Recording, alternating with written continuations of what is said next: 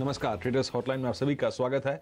मैं हूं और मेरे साथ मेरे सहयोगी अनुज हैं। और अनुज, आज लोकतंत्र का सबसे बड़ा पर्व और पर्व का पहला चरण, आपको अपनी जिम्मेदारी पूरी करनी है, वोट डालना है। और प्रधानमंत्री के चुनाव में अगर आप देखें, ये पहला आज एक चरण, लेकिन अब तक का वोटिंग परसेंटेज देख के अनुज थोड़ी सी खुशी हुई। और वाकई अब तक जो लिंक्स हुए ना, हमारे संवाददाताओं से बातचीत हुई, लोगों में उत्साह है इसको लेकर, यकीनन उत्साह है। बिल्कुल लोगों में उत्साह है। और मैं एक चीज़ कहूँगा, मैं वीरेन गुड मॉर्निंग, ठीक है सबको वोट करना चाहिए और इस अपील को यहीं तक रखना चाहिए। मैं पिछले 15-20 दिनों से एक ट्रेंड देख रहा हूँ, कुछ बुद्धिजीवी एक तरफ की वोटिंग की अपील कर रहे हैं, कुछ बुद्धिजीवी दूसरी तरफ की वोटिंग की अपील कर रहे हैं। अब वो जो भारत देश है, अब वो ऐसा नहीं है कि आपने किसी को कह दिया उसका वोट इन्फ्लुएंस हो जाएगा। वो मन बना चुका होता है उसको जहां वोट करना है। एक लोगों की जो एक जो लोगों का एक इंटेलिजेंस लेवल है, उसको चैलेंज मत करिए जस्ट बिकॉज आप एक बहुत बड़े स्टार हैं। या ये मत सोचिए कि हमको आपको बताने की जरूरत है कि आप किसको वोट करिए। पब्लिक जानती है, पब्लिक को पता है किसको वोट करना है और वो वहीं वोट करेंगे। तो इसके लिए ये अपील करनी चाहिए कि वोट करिए, लेकिन ये कहना कि इसको वोट करिए उसको वोट करिए, वो मेरे ख्याल से थोड़ा सा ख़राब होगा। और बस ये चीज़ है। हाँ, लेकिन वीरेन एक चीज़ है, आज मार्केट पर भी थोड़ा सा प्रेशर है। इसकी वजह से थोड़ा सा मार्केट में एक आज का दिन है ना, आज मेक और ब्रेक है इस मार्केट के लिए। 11,550 का लेवल निफ्टी पर, एक 20 डे मूविंग एवरेज भी है। Bank Nifty already 20 day moving average के नीचे ट्रेड कर रहा है, क्योंकि अगर हम 20 डीएमए के नीचे सेटल हो गए तो फिर अगला जो सपोर्ट है, बड़ा सपोर्ट 50 डीएमए, वो काफ़ी नीचे है।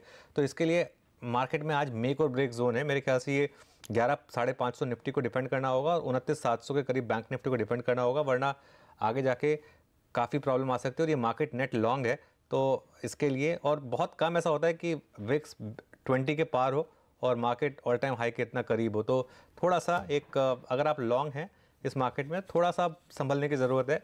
मेरे ख्याल से बड़ी ट्रेड मार्केट की इस समय शायद जा चुकी है। जी हाँ, इस बीच अनुज थोड़ा सा एक बार जानने की, इनफैक्ट पहले एक बार मितेश का आउटलुक ले ही लेते हैं, उसके बाद थोड़ा सा ऑप्शन का डेटा देखेंगे। बड़ा इंटरेस्टिंग था ऑप्शन का डेटा आज।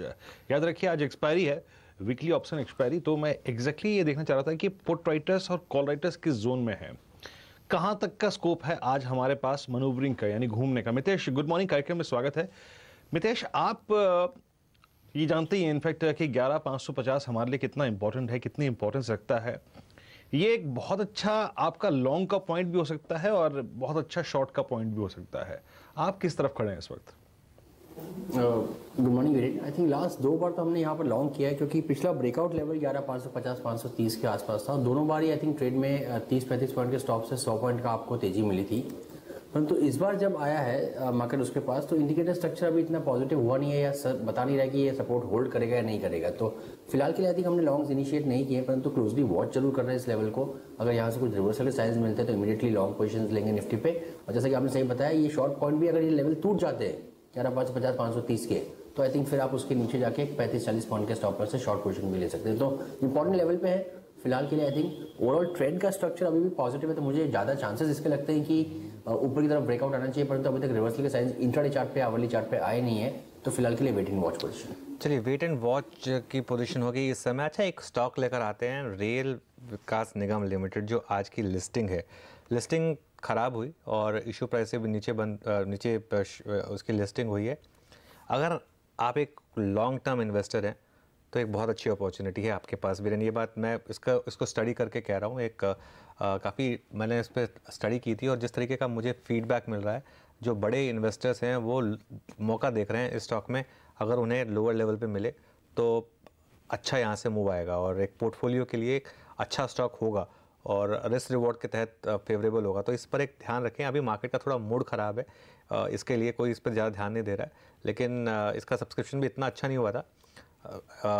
HNI को पूरा का पूरा माल मिल गया था, तो इसके लिए आज थोड़ा सा उसको लेकर प्रॉफिट टेकिंग है। लेकिन जहाँ पर ये बॉटम आउट होगा, जहाँ पर, वहाँ से आप इसमें बड़ा मूव देखेंगे। ये मेरी एक कॉल है, लेकिन ये मैं वही कह रहा हूँ कि इसको देखें, ऑब्जर्व करें और इस पर एक ध्यान रखें। काफ़ी इंटरेस्टिंग स्टॉक है वाकई। इस स्टॉक के बारे में बात करूंगा मैं विस्तार से अनुज किस दिन। और बदलते रेलवे के इंफ्रास्ट्रक्चर और जिस तरीके की अगर आप देखें ट्रेनें भारत में अब चल रही हैं, उस माहौल में शायद रेल विकास निगम को आप एक अवॉइड कैटेगरी में नहीं रख सकते। आपको इसके बारे में डेफिनेटली सोचना पड़ेगा एज अ इन्वेस्टमेंट व्हीकल। खैर, मैं दर्शकों से बातचीत करता हूं और इस क्रम में सबसे पहले दर्शक जो है ना, वो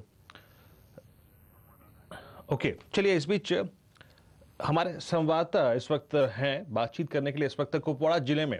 सीधे चलते हैं उनके पास। एग्जैक्टली अगर आप देखें वहाँ पे इस वक्त हालात क्या हैं उसको जानने की कोशिश करते हैं। हमारे साथ कुपवाड़ा से हमारे संवाददाता रिफत अब्दुल्ला हैं। रिफत, एग्जैक्टली अब तक की स्थिति क्या है वहाँ पर, कुछ बताएंगे इस बारे में? वोटिंग परसेंटेज कितना हुआ और लोगों के बीच में उत्साह कैसा है? देखिए, अभी 9 बजे का जो वोटर परसेंटेज आया वो बारामूला में 5 के करीब, अभी तक 5% के करीब वोटिंग हुई है और इसी तरीके से बांडीपोरा में भी 7% के करीब वोटिंग हुई है। तो कुल मिला के ये कहा जा सकता है कि 5 से 6% वोटिंग 9 बजे तक हुई। अभी 10 बजे की जो है लिस्ट आएगी, लेकिन मैं आपको बताना चाहूँगा कि इस वक्त हम हंदवारा में हैं। यहाँ पे लोग आ रहे हैं, वोट दे रहे हैं। आप देख सकते हैं कि लोग कतारों में हैं, न सिर्फ मर्द बल्कि औरतें भी यहाँ पे हैं जो वोट देने के लिए आए हैं और हर उम्र के लोग हैं, चाहे वो बुज़ुर्ग हों, जवान हों और ख़ास तौर से मिडिल एज लोग हों, वो यहाँ पे आ रहे हैं, वोट दे रहे हैं, अपने जो नुमाइंदे चुनना चाहते हैं उनको वोट दे रहे हैं। मैं आपको बता दूं कि ख़ास तौर से पार्लियामेंट कॉन्स्टिट्यूंसी जो है ये 15 असेंबली सेगमेंट्स पे मुश्तमिल है और 3 डिस्ट्रिक्ट्स में फैली है, जिसमें कुपवाड़ा, बारामूला और बांडीपोरा शामिल है। और यहाँ पे 15 असेंबली सेगमेंट्स पे ये एक कॉन्स्टिट्यूंसी मुश्तमिल है।